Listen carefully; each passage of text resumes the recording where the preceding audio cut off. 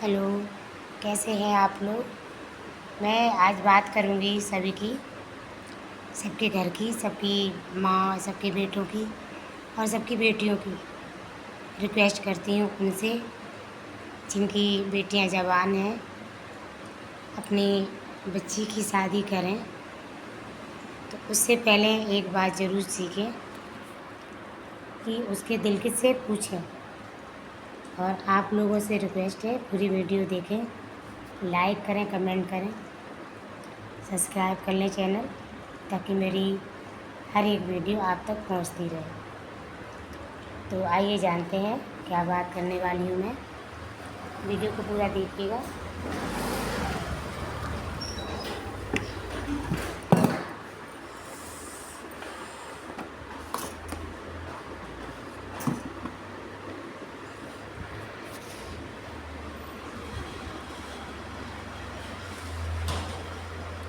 तो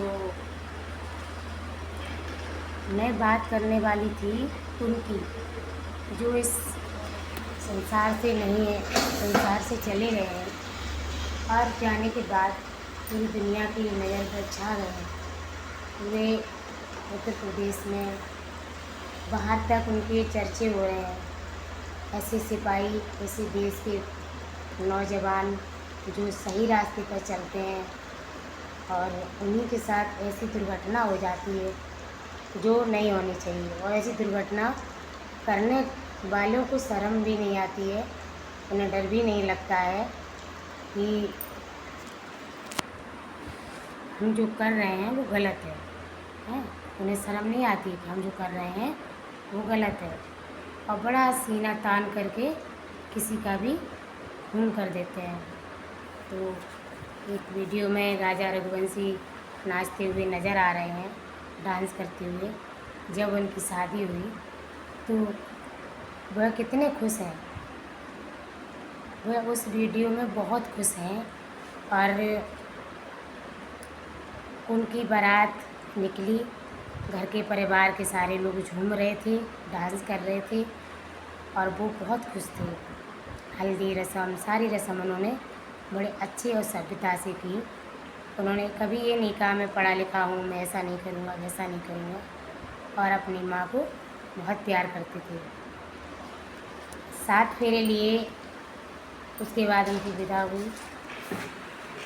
उसके बाद उनकी विदा हुई, बहुत अच्छे से उन्होंने जयमाला करवाया, शादी में डांस किया है, दोस्तों के साथ डांस किया है। उनको क्या पता था कि जिसके साथ वो 7 फेरे ले रहे हैं वही जा कर के उनका काल बन जाएगी। मैं हर एक तो जब उन्होंने शादी ली, फेरे ले रहे हैं, तो अपनी पत्नी को बहुत प्यार से हाथ पकड़ करके हमने 7 फेरे लिए। बड़े अच्छे से रस्में हुई, घर लेके आ गए। फिर भी उसने, जो सोनम नाम की लेडीज़ है, तो उन्होंने बड़े अच्छे से शादी निपटाई। 7 फेरे लेकर घर पर आए, परिवार वाले इतना खुश थे। उन्हें क्या पता था कि मैं अपने बेटे के साथ उसका काल लेके आ गया हूँ। और घर वालों को अगर ज़रा सा भी अंदाज़ा होता तो वो राजा रघुवंशी को कभी हनुमान पर नहीं भेजते। और मीडिया वालों ने साफ साफ बताया है कि वो सोनम का जो भाई है वो भी शामिल था। पैसों के जायदाद के पीछे उन्होंने शादी की, अपनी बहन को बाकायदा विदा किया और भेज दिया राजा के घर पे। और फिर उन्होंने वहाँ से प्लान बनाया कि आप ऐसे ऐसा करना, वहाँ चलो, फिर पीछे से हम लोग आएंगे। मुझे तो समझ नहीं आता है, संसार में इतना सत्संग चलते हैं, इतना सब धर्म कर्म चल रहे हैं, फिर भी ऐसे बच्चों को ये नहीं नज़र आ रहा है कि जब वो गया है तो पीछे से कभी ना कभी आपको भी जाना है। ऐसे किसी के लिए, आप किसी के लिए गलत सोच रहे हो, उसकी माँ से उसका लाल छीन लिया, उसका बेटा छीन लिया, ये कितना गलत है। तो ऐसा ना करें। आगे की पीढ़ी बिगड़ रही है, समाज में गंदा विचार फैल रहा है। जिनकी बेटियां सीधी सभ्यतादार हैं उनको भी ससुराल में जाके दुख मिलेगा, क्योंकि लोग एक बात को सबके ऊपर कहते रहते हैं। इसलिए रिक्वेस्ट ये है, शादी से पहले अपने बच्चों से राय लें। बेटा आपको कोई पसंद है? सोनम किसी से प्यार करती थी, पर उनके घर वालों ने उसकी शादी ज़बरदस्ती करा दी राजा रघुवंशी से, पर उसकी कोई गलती नहीं थी। उस राजा रघुवंशी को, बेटे को ये नहीं पता था कि जिस लड़की से हम शादी कर रहे हैं उसकी आत्मा, उसका दिल किसी और के साथ है, किसी और के साथ रहना चाहती है।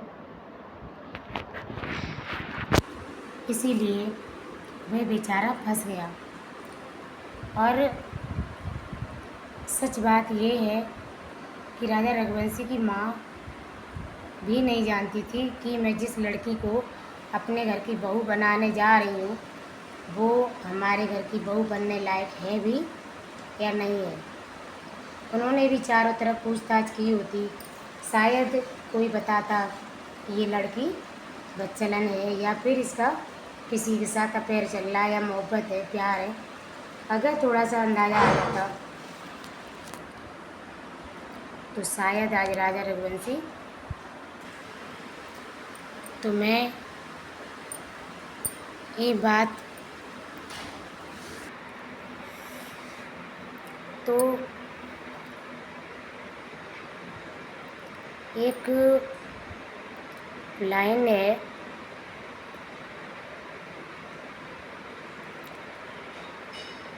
क्या लेकर तू आया बंदे, क्या लेकर तू जाएगा। खाली हाथ तू आया था और खाली हाथ ही जाएगा। किसी की दौलत पर नज़र रखकर शादी करके उसका खून कर देना, उसको परिवार को कष्ट देना, उसकी परिवार की बुरी हालत हो जाती है। उसके घर का बेटा चला जाता है, किसी की माँ का लाल चला जाता है, कोई माँ बिलख रही होती है। तो ऐसे लोगों को, ऐसी लड़कियों को माफ़ तो नहीं करना चाहिए, बल्कि कड़ी से कड़ी सज़ा देनी चाहिए। और दूसरी बात, मैं हर बात एक बात ही कहूँगी, परिवार वाले ही साथ देते हैं बेटी को या बेटा को। बहुत से परिवार वाले ऐसे हैं जो ससुराल में बहू आती है, उन्हें लगा, किसी ने कह दिया तुम्हारी बहू अच्छी नहीं है या पतली नहीं है या गोरी नहीं है या पढ़ी लिखी नहीं है, तो वो क्या करते हैं उसके साथ, उन्हें रात में घर में गैस खोल दी, आग ही लगा दी। मैंने कई केस ऐसे भी देखे हैं। तो किसी पराई लड़की को मारना गलत है दहेज के पीछे।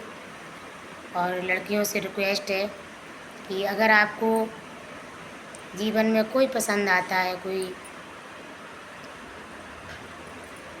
कोई भी आपके परिवार में ऐसा कोई तो सदस्य होगा जिससे आप अपनी बात कह सकते हैं। अगर आपकी पसंद में कोई भी है, आपकी नज़र में पड़ोसी है, रिश्तेदार है, दूसरे शहर का है, प्लीज़ मुँह से न बताएं तो लिख कर के बताएं और अपनी बात को आगे रखें। किसी पराए घर जाके उनका घर ख़राब ना करें। और दूसरे का घर उजाड़ने से ज़िंदगी आपकी भी सफल नहीं होगी, क्योंकि किसी का बेटा गया है। धन्य है वो माँ जिसने ये दुख सहन कर लिया। बिलख रही है, रो रही है माँ, हाय बेटा कहाँ चला गया तू मुझे छोड़कर, कहाँ है तू, मेरे पास आ जा। तो ये सब देखकर दिल दहल जाता है, सीना फट जाता है। रिक्वेस्ट है सभी भाई, सभी बहनों से, सभी उन गृहिणियों से अपने बच्चों को बड़ा करती हैं कि बेटी की शादी जब भी करें पहले उससे पूछें, बेटा तुझे पसंद आया लड़का या नहीं आया, अन्यथा शादी ना करें, किसी की माँ का लाल ना जाए। और उन लड़कों से भी रिक्वेस्ट है, उन बच्चों से भी रिक्वेस्ट है जो शादी किसी और से होने के बाद भी लड़कियों का पीछा करते हैं और दूसरे का घर बर्बाद कर देते हैं। गलती केवल एक पत्नी की नहीं होती, बल्कि ये समाज में वो लड़के गंदा खून हैं जिन्होंने किसी बहू बेटी को फंसाया, और शादी जब दूसरे से हो रही थी तो कहाँ गायब हो गया था, उससे पहले क्यों नहीं आया, उसे आना चाहिए था। तो ये चाल थी। राजा रघुवंशी को देखा कि इसके पास बहुत पैसा है, बहुत दौलत है, इसलिए उनको फंसाया। मैं उनके दुख से बहुत दुखी हूँ और समाज में सारे लोग दुखी हैं कि हमारे देश के जवान जो सभ्यता पे चलते हैं, जो राह पे सही राह पे चलते हैं, ऐसे लोग दुनिया से चले जाएं, वो भी ऐसे अचानक, तो बहुत बुरा लगता है। आप लोगों को मेरा वीडियो कैसा लगा, मेरी बात कैसी लगी, प्लीज़ लाइक करना, सपोर्ट करना सभी को, और बताइएगा कमेंट करके। जय हिंद, जय भारत।